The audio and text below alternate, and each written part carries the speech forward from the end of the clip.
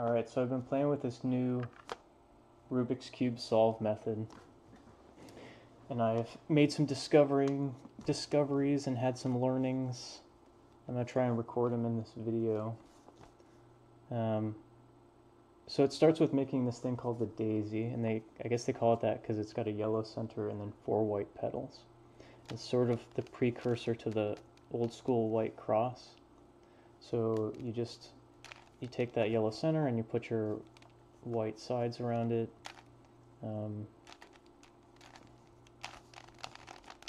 However you want to do that, whatever works for you, till it looks like this. 4 white sides, yellow center. And then you're going to try and line up, usually you can get 2 corners, or 2 sides. Let's see, so we just got blue and red, but the other 2 are messed up, and that's fine. So what you do is you take those sides and you just do a 180 rotation on them to point them down, the sides that are correct. Once they're out of the way, you take these 2 that are still messed up and you just correct them. So that guy's correct, and we just rotate him down, and then back here we just rotate this guy around till he's correct, and we rotate him down. And what we've accomplished here is basically an easy way to make that white cross with the sides lined up. So I think that's quite nice. It avoids having to undo and redo the white cross. Pretty convenient.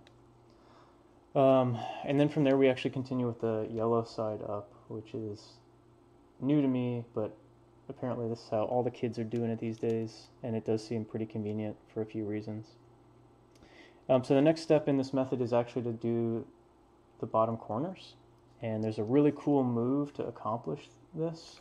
That is, I'll just demonstrate it here before we actually use it, but you go right side clockwise, top clockwise, right side counterclockwise, top counterclockwise. So just do it one more time so you can see it. Clockwise, clockwise, counterclockwise, counterclockwise, just like that. So it's going to be a really important move, and we're going to use it a ton.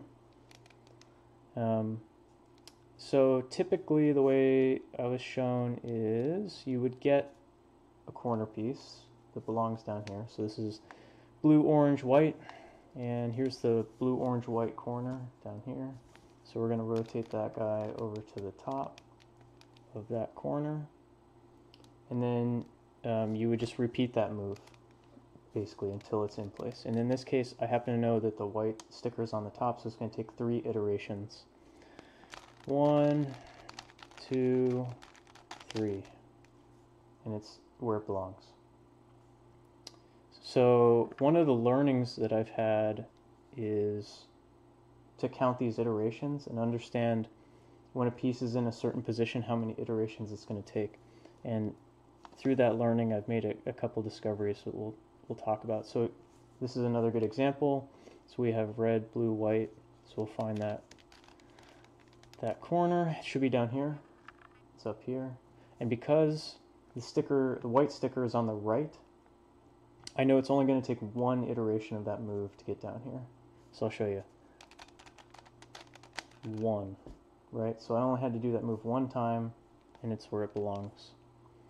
So let's keep doing this, and maybe I'll get a chance to show you something else. So here's, yes, yeah, are you too comfortable with life?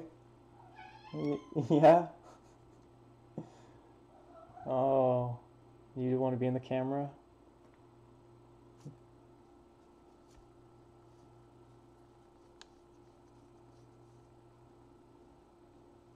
All right, why don't you take a seat? So here's another one. So here's orange, green, white. So we'll find that side. Here it is, orange, green, white. This is where this corner belongs. It's up here. And we know the sticker's on top, so again, 3 iterations. 1, 2, 3. Okay, there it is. And I think the last one, oh, perfect. So this is going to give me the perfect example to show you one of the things I've learned since I was taught this method. And that is, okay, well first don't screw everything up. Alright, I think we're good.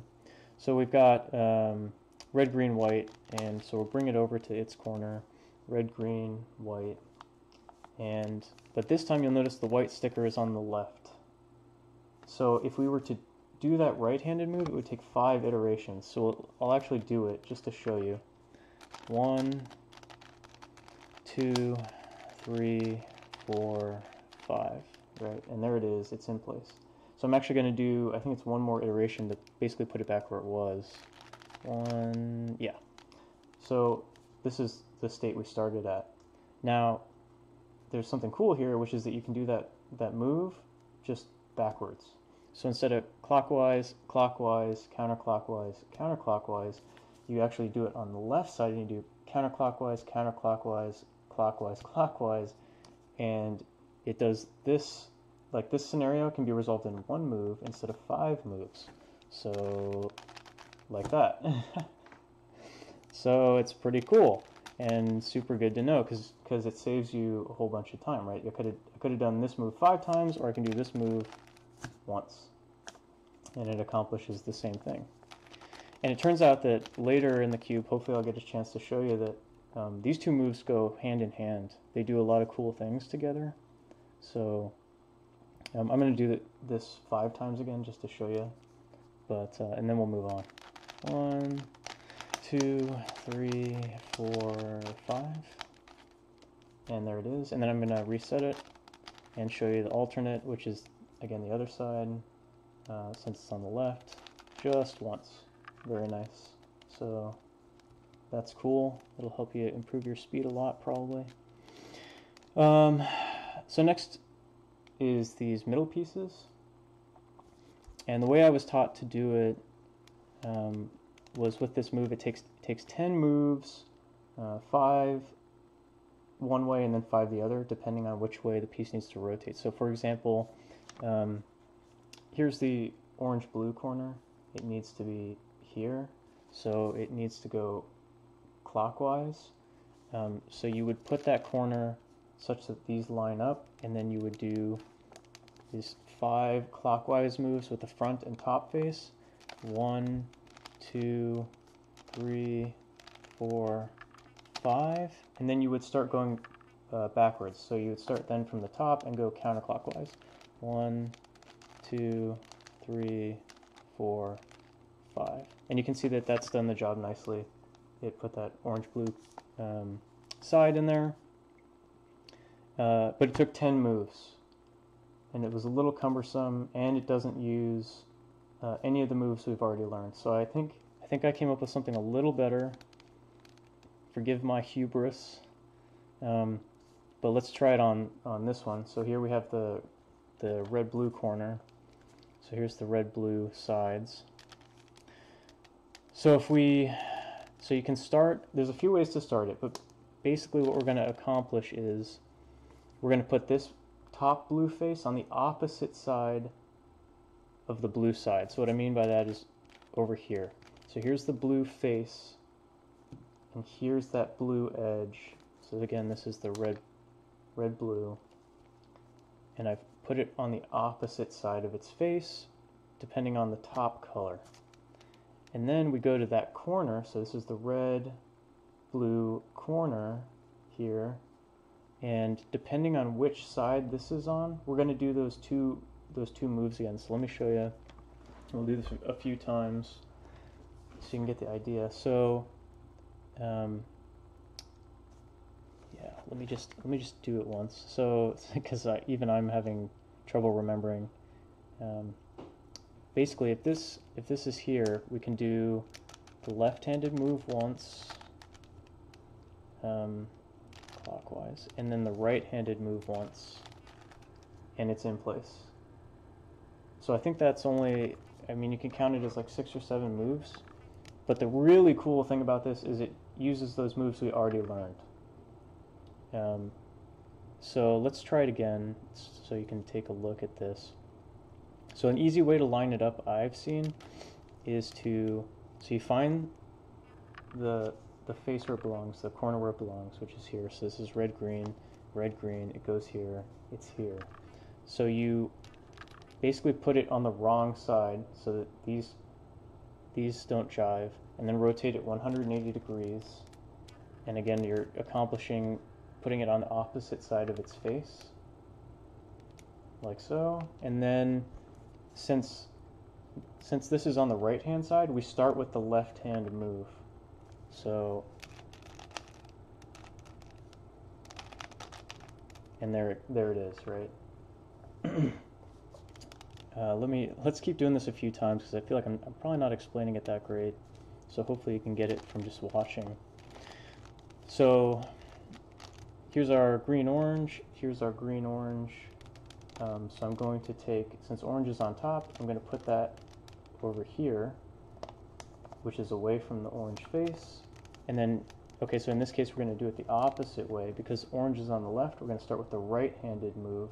Some people call it like the magic move or the sexy move, however you prefer to call it. It's just that same move we were using to swap the corners earlier. And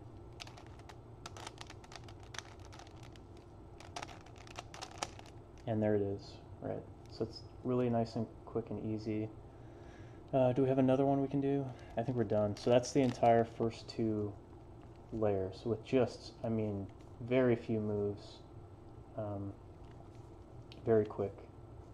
So then for the top, the top you start by actually creating a yellow cross. So to do that, the best way I can find and have been taught is this move, F-U-R-U-R-F, all clockwise and then all counterclockwise. Front, up, right,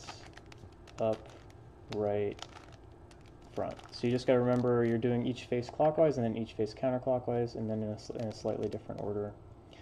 There's additional rules for this depending on what pattern you start with up here. It seems like all the instructions these days cover this and the different scenarios. There's like a dot scenario, a line scenario, and then there's a scenario for when you have a little L up here and whatever. But in general, that's the move you'll do, and you just want to get this yellow cross. The next step after that is to match up the colored faces around the yellow cross. So in this case, it looks like we got two correct faces, and they're actually opposite of each other. So I think in this case, I'm trying to remember. I think we just do the same move. Let's find out together. But we do this move. I've been calling it the doggo move or the pupper move because the move is all rights and ups, and so if you read it, it's R-U, R-U, R-U, or if you were to like read it phonetically or something, I guess it'd be like roo, roo, roo, roo, which is like an online internet meme for what a dog sounds like when it's barking at you. Like roo, roo, roo, roo. Forgive me. Anyway, so we do this move, and there's a couple of things to remember about it. One is that the motion of the right face alternates every move, and the motion of the top face is always clockwise. So let's go ahead and give that a try. Typically if you had some faces that were correct, you would put them in the far right. So I'm just going to keep one of these faces that's, yep, okay, yep, see ya. One of these faces that's correct on the right, and then we'll do this. So it's right clockwise, top clockwise, right counterclockwise, top clockwise, right clockwise, top clockwise twice, right counterclockwise, top clockwise once. So let's see, did that help us at all? Not quite.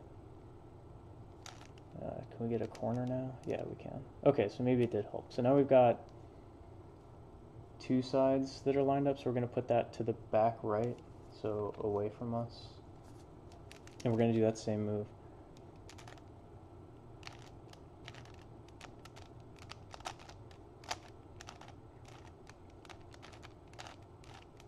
Oop, like so. And you can see now that the sides are all lined up.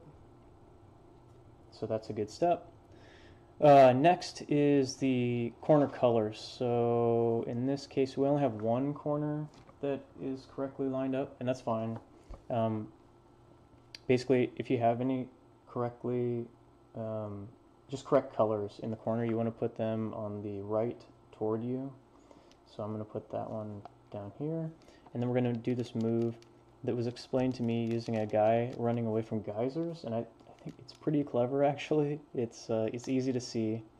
So if you imagine that this corner is a guy, and then each of these sides is a geyser, the guy's gonna run away from this side, and then this geyser goes off, and then he runs away from the other side back to this side, and this geyser goes off, and then he runs back to the other side, and the geyser like collapses, and then he runs back to the other side and the geyser collapses. So what this accomplishes is cycling all the corners colors into the correct positions. You can see that that's done it nicely. Sometimes you have to do this move twice depending on the arrangement of the cube. So we're almost done. There's one more thing to do, and I was taught a certain way, and then I discovered a second way that I think works better and is quicker and nicer, and it again uses like the same moves we already know. So it's that right-handed move. What you do is you find any corner down here that's got yellow on the side and is incorrect and needs to be rotated. Just put it in front of you and then do that right-handed move again. And it's going to look like you're screwing up the entire cube, but you aren't. Don't worry about it. So, and white is up for this in this case. So we'll do that move, and we're basically doing that move until this corner is correct. You can see it's been rotated correctly. The rest of the cube looks super screwed. It's okay. Just don't panic. What you do is rotate the bottom, and if there are any other corners that need to be rotated into place, you put them in the same spot and then just continue doing that move.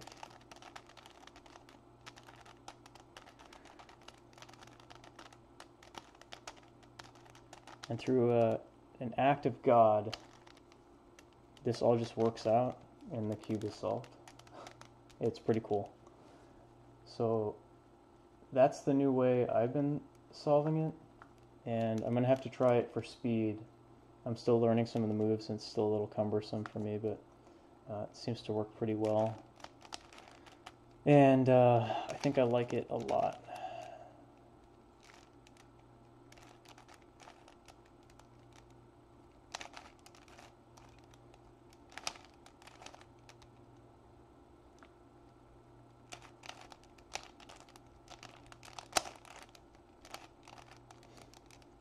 So hopefully this is a useful video and not just me rambling, but there you go.